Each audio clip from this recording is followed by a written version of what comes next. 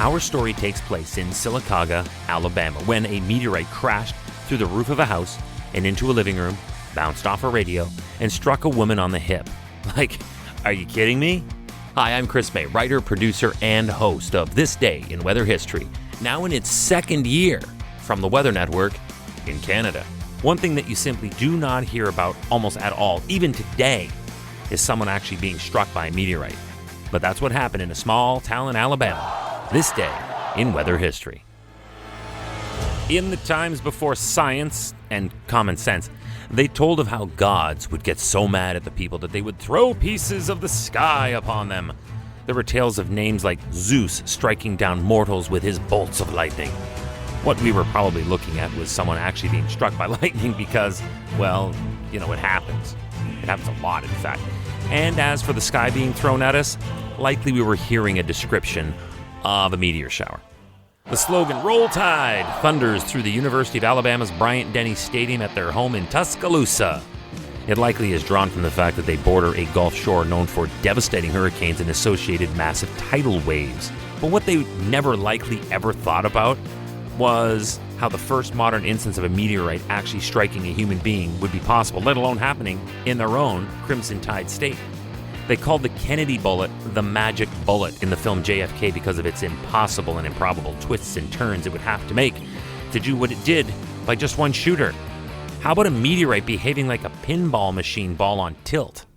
The space rock was identified as a sulfide meteorite weighing 8.5 pounds, almost 4 kilograms, and measured 7 inches in length. That's actually kind of large. And the victim was poor Mrs. Elizabeth Hodges, who was asleep taking a nap on her living room couch at the time the object came crashing into and through her house. Thankfully, she was not permanently injured, but suffered a nasty bruise along her hip and leg. I mean, seriously, do you think she was hit with a meteorite?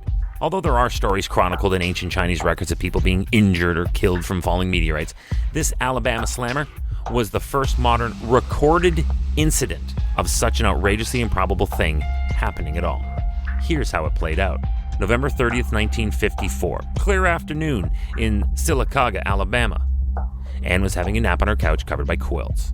A softball-sized chunk of rock from outer space comes crashing through her roof, takes a bunch of crazy bounces, and hits her on the hip.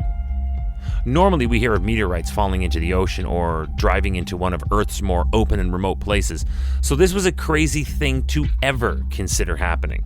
But when you consider just how many people are on Earth today, roughly 8 billion, then how many people have ever been on this planet in its existence? And in 1954, this was the first actual legit documented incident of this happening? The odds are dizzying. The Toronto Maple Leafs actually have a better chance of winning the Stanley Cup than anyone ever being hit by a meteorite. People in town knew something was up, though, because before the meteorite slammed into Anne's living room, people in Sylacauga and across eastern Alabama had reported seeing, and I quote, a bright reddish light like a Roman candle trailing smoke, while others saw, and I quote, a fireball like a gigantic welding arc accompanied by a tremendous explosion and brown cloud. Then, just like a scene out of the X-Files mixed with National Lampoons, a government geologist working in a nearby quarry was called to the scene and determined the object was a meteorite, but there were naysayers. There, of course, were those who either thought it was a UFO or suspected the Soviets. Remember, this is 1954. Less than 10 years past the end of World War II, the Cold War paranoia was obviously running high, so the local Sylacauga police chief confiscated the black rock and turned it over to the Air Force. After they confirmed again that it was a meteorite, the question then was what to do with it. That's where this disintegrated into a 3-ring circus of Anne claiming it hit her, so God intended her to have it. But their landlord, Bertie, that's right, her name was Bertie, said they only rent here, so it's hers. There were lawyers and local squabbles and greed, and it's really not worth getting into. The only thing that matters here is that on November 3rd of 1954, a human was struck by a rock from outer space that made its way through a house to a hip to the history books. This day in weather history. Tomorrow we start a brand new month.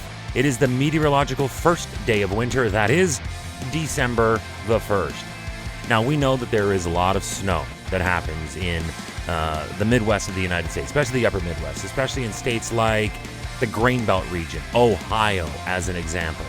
So for there to be a storm in this state, no big deal. But if it is strong enough, powerful enough to send 10 train cars clear off their streets in the middle of a busy day, well, that's one that we're going to investigate on This Day in Weather History tomorrow with me, your host, Chris May.